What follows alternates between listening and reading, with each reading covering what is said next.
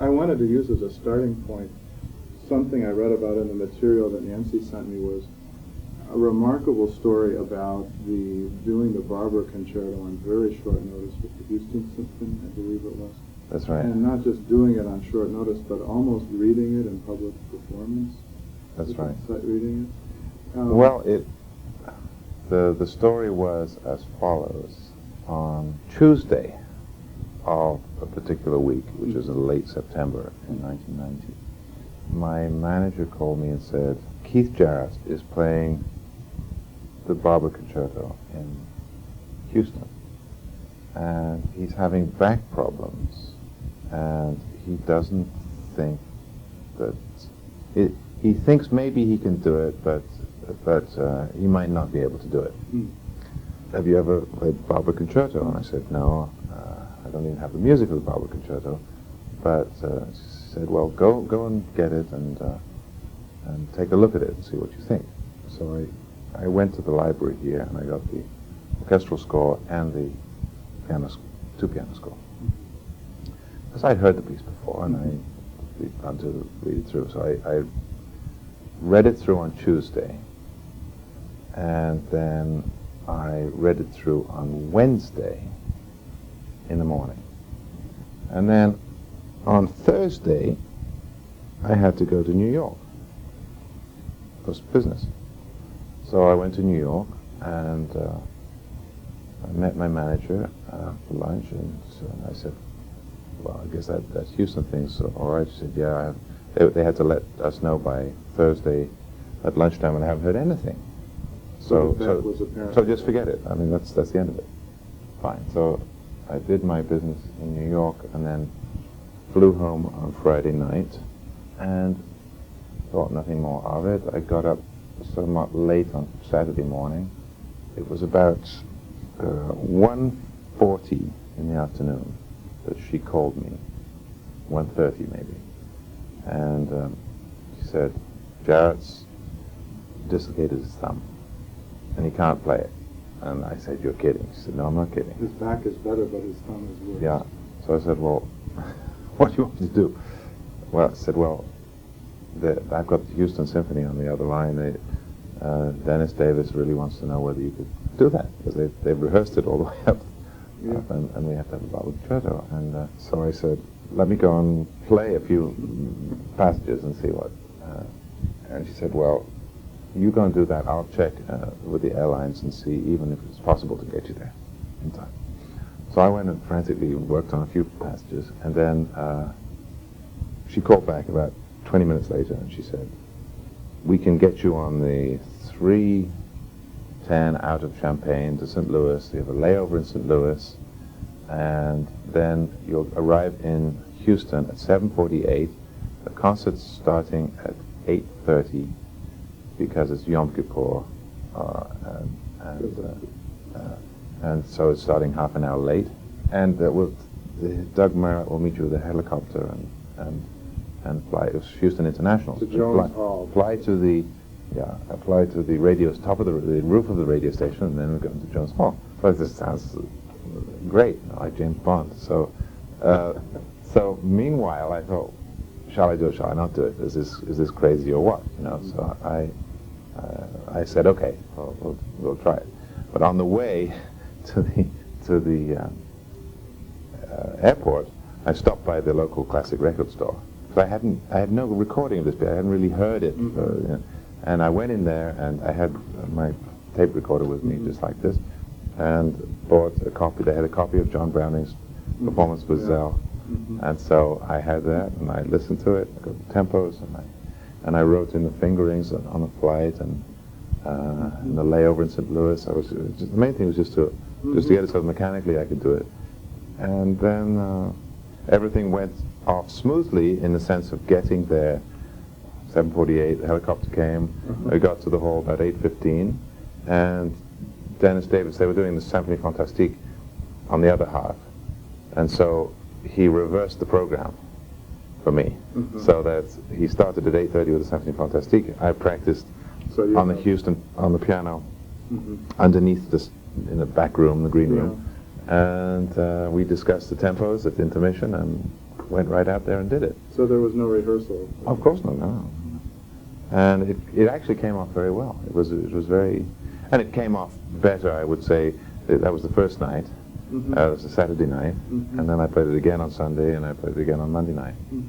And so I had time to collect myself for those. It was a real gamble. I mean, in a sense that maybe it's the only piece that would work like that. In other words, if somebody came to me and said, will you sight read a Beethoven concerto that you don't know? Obviously not. Or a Chopin concerto that you don't know, or a Liszt or Busoni or something like that. But something about this piece, I had played it through twice. It's rather spare and very logical in the writing in some places. Then there are these spectacular glissandi and double note things, which one has to see where they're going, and you know, not necessarily to get absolutely every note. A la Prokofiev, you know, in the third concerto, it's not necessary to play. You have to understand the what's behind this what's in his mind in these effects in the last movement of the Prokofiev third, and the Bartok's the Barber is somewhat like that too. Of course, if one was going to just play that piece and you would work on it for 6 months, you would make it mellow or make it live with it for a while and all that. But so I had to really telescope all of this, and yet I think that it may have been the only piece that one could really do that with, even though it was a gamble, and it sort of paid off because the critical reaction was good to the performances, and the audience reaction was very good. So I actually played an encore, which I knew, and which I played from memory. Did anything in the performance happen that was? I suppose it must have sounded new to you. Well, I tell you, yeah, one thing that I think the thing that really tipped the balance for me when I said, "Okay, I'll do it," was that Keith Jarrett was going to play it from music anyway. When I knew that, fine. They had Page Turner who'd been practicing it, and after practicing. So you were. So I didn't feel like I was coming in and doing something that somebody else wouldn't have done. So it was a good experience. Had you pushed yourself, and I would assume you would have, to learn quickly with other repertoire, have to learn quickly and to sight read? Yeah, I've always been able to sight read very well, and I suppose I can learn certain things rather rapidly. That was the most spectacular occasion of something like this. I have stepped in at the last minute and played pieces that I have performed before. You know, can you come tonight and play so-and-so's sick Saint-Saëns concerto or Beethoven or something like this? And I have done that. I also did Tchaikovsky's second at last minute notice, but I had a couple of days for that with the Royal Scottish. That was a piece that I probably had 3 days to learn the G major. Yeah, that's a big piece. What's your advantage then to be a quick? Not all pianists are. No, I know. But has it been to your advantage to learn and assimilate quickly, and also to develop a bigger repertoire in the long haul? I agree. Well, all of these things are helpful. When I came to teach, for example, I remember Claude Frank, who was one of my teachers, saying, after I'd been here for about 4 or 5 years, and he heard me again after that period of time, and he said, "Oh, you're really playing well. You know, most people when they teach full time, they go down, but that didn't happen." And I remember thinking, well, that's a very nice thing to say, but why should things go down? When you teach, you're constantly active in piano music. You're constantly active in learning new repertoire, even secondhand, which should help your primary repertoire and should help you develop that. The music that you just play through once or twice should aid the music that you play through 150 times. The music that you want to perform. It cannot just exist in a vacuum. That's why I mentioned teaching. I find it's almost incredible that students can come and learn 3 movements or 3 pieces, let's say, within 1 year for their degrees. And then you say, well, if you multiply that by 20, which will be 20 years of active work, then you've only got 60 pieces. Unfortunately, in the piano repertoire, there are myriad pieces, and we need to investigate them.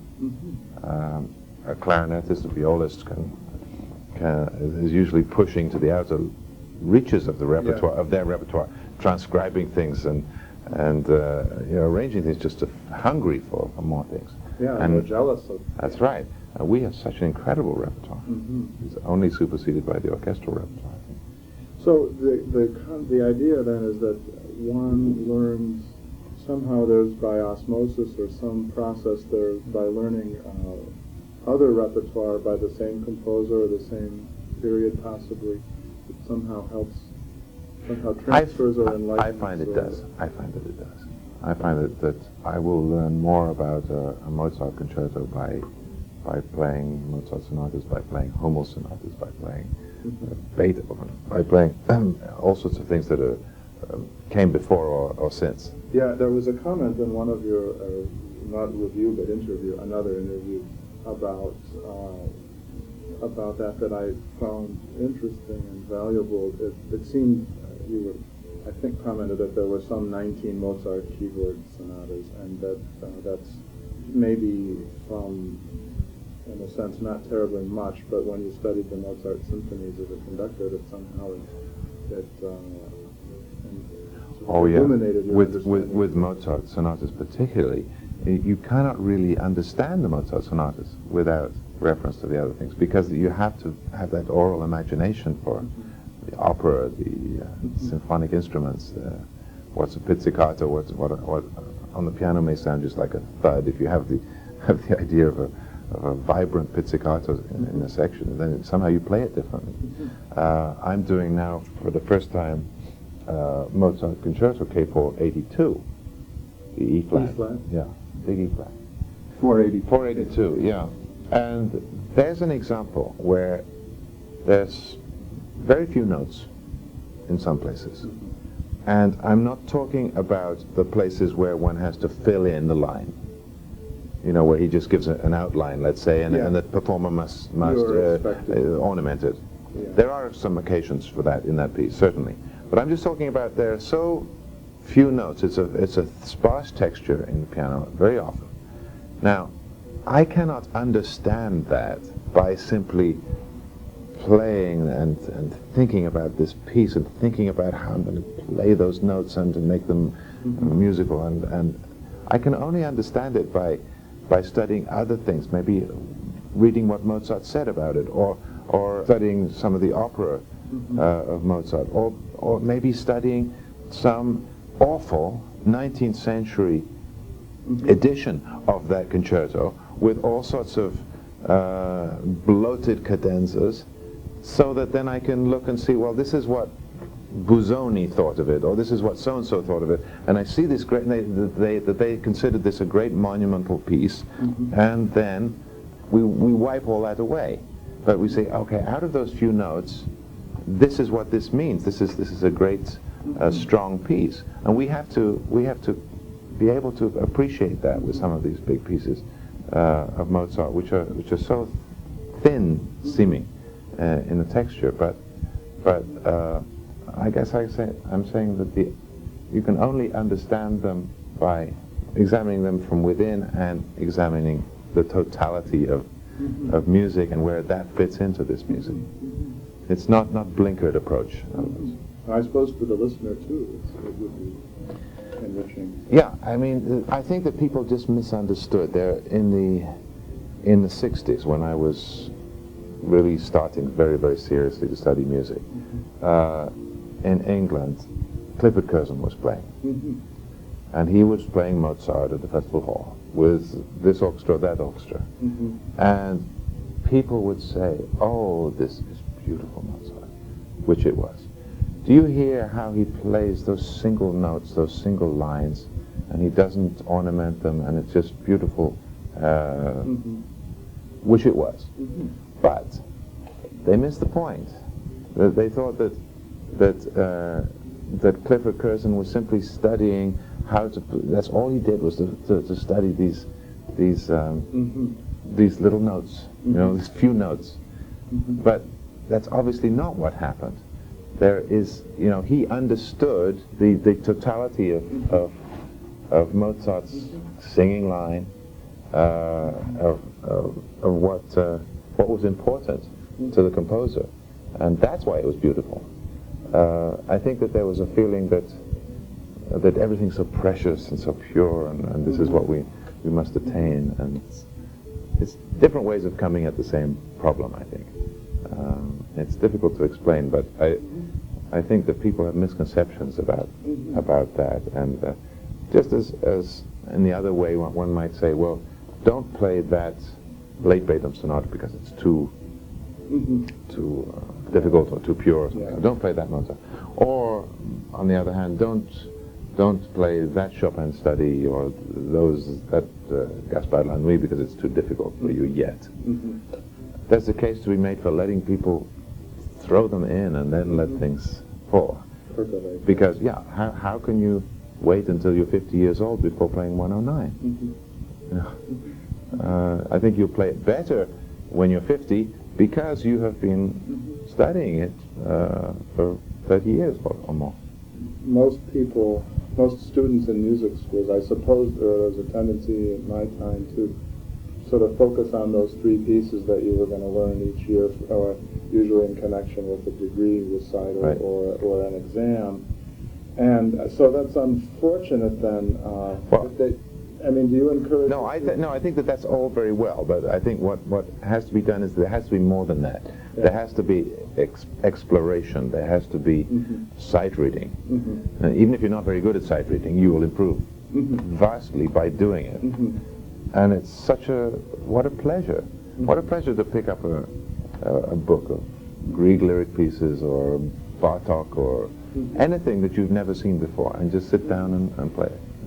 It's really very therapeutic, I think. It doesn't have to be difficult music. So are you talking then about not studying, not just studying Mozart K482 concerto, but studying Mozart?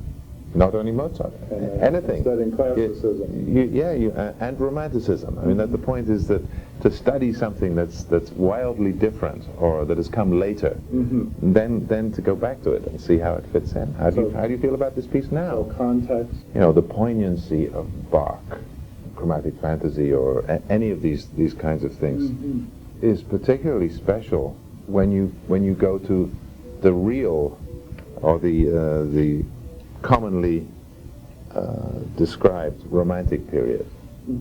If you go and hear place some Chopin passages or some Liszt passages, rich harmonic passages, or even Wagner, and then go back to Bach, one of the surprising things is how rich Bach is. It could almost be the same in some places. It is so richly chromatic, and so.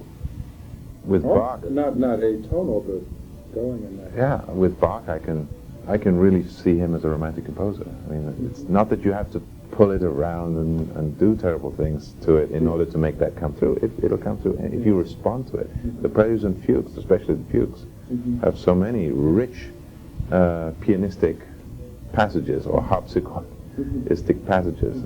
As Charles Rosen said about the Bach pieces, that the person who appreciates them the most is the player, because he wrote all of these 5-voice and 4-voice fugues to be felt, the tactile sensation and the ear responding to the fingers playing. For oneself. For oneself, yeah.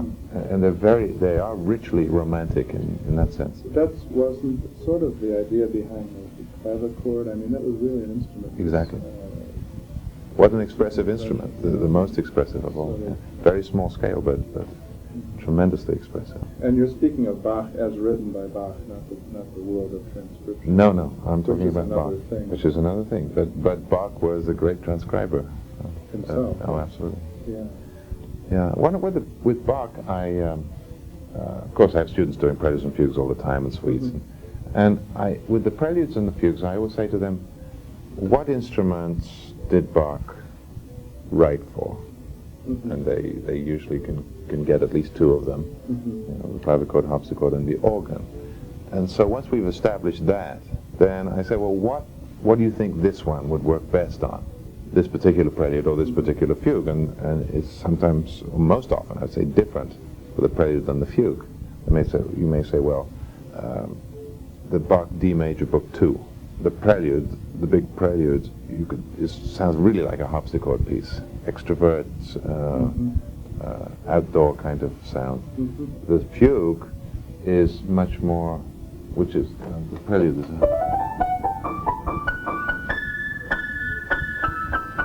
and the fugue is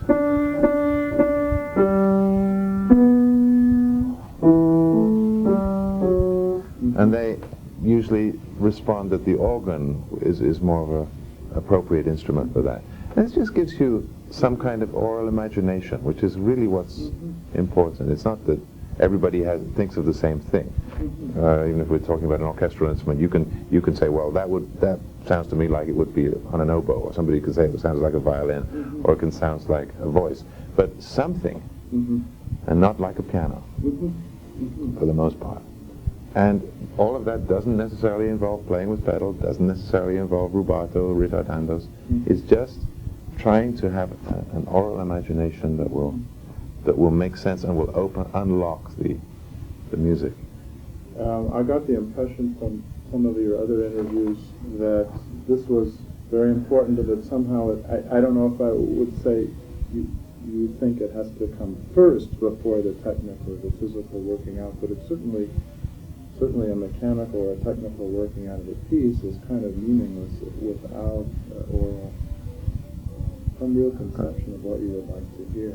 Exactly. Do you find but that can evolve. It's not that we come to it fully formed from. Now I know. All I have to do is figure out how to play it. Yeah. Although if you have to learn it on a plane or a train, maybe you do. But normally you play. But even you played through the Barber a few times to get a sense. But with the Barber, I think I could tell, looking at it, how I wanted it to sound. But the reason was that I know that idiom. It's not. It's a kind of 20th century piano writing, but it's also steeped in the 19th century. It's like, in a sense, an extension of Rachmaninoff, the Barber style. But very logical and very well written for the hands. It's not that one has to, well, what's he doing here? Where's the first theme? Where's the development section? It's pretty clear with Barber usually. You have to have some imagination, but you have to develop that by playing. Sometimes you don't know immediately what you want, and after all, every day or every month you come back to a piece. You say, well, I want to. As Sirkin said to my teacher in England, he said, I did this, I played this piece for years, and one time I woke up in the middle of the night and I was thinking about the piece, and I thought, what a fool I've been. Yeah. You know, and that's what we can say to ourselves. I hope it doesn't happen that often that we have to say that. But sometimes we say that. That's just the nature of things. You can play a wrong note for 25 years, and then all of a sudden you discover or some aspect of a piece that continued study, or perhaps not studying for a while and putting it away and then coming back to it, and then you see something fresh in it. That's often helpful, isn't it? Yeah, very much so. And again, this, I think, when someone's in conservatory or university, I think the pitfall is that one learns one's yearly program and then never looks at it again. Yeah. And misses the chance to go back. I hope that doesn't happen, but I suppose there's that tendency because you're focusing on acquiring repertoire. So it sounds like you would encourage, or at least hope for your students to keep a piece as a friend after they've... Oh yeah, yes. That's terribly important. I think this core of friends grows, but I think it's very important for people's security early on, that they have maybe one piece or maybe two that they've lived with for a long time and they feel comfortable with, and you can build onto that and juxtapose it with other things. But I find that some music I've come back to many times, and it's difficult when you learn something. There are pluses and minuses. When you learn something in your teen years, as I did, several pieces, you don't learn them properly, and you don't learn them the way that you would like to play them in your later life. But every time you come back to them, it's a little painful because you have to unlearn you have to unlearn some things and change things around. But then once you've done that, it's so rich and so rewarding, and I think you play these pieces even better.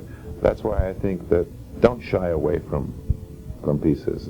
If you're reasonably ready for them. Sometimes good if they have an urge to do something and you think, gee, I don't know. But if the intentionality. I usually let students do that if they really want to. If they have no idea and they just heard that this piece is good, this freshman coming in and saying who's never played any concerto says, well, I'd like to start with Rachmaninoff Third. I would say, well, have you ever heard Beethoven's First? We'll make a date to talk about it in the year. But if people really have a craving to study a particular piece, or even if it seems like it's a little too difficult, never mind. They'll do it, and one can be very, very surprised. As a teacher, I've been encouraged and surprised by people who've really stuck to it and come up with remarkable results.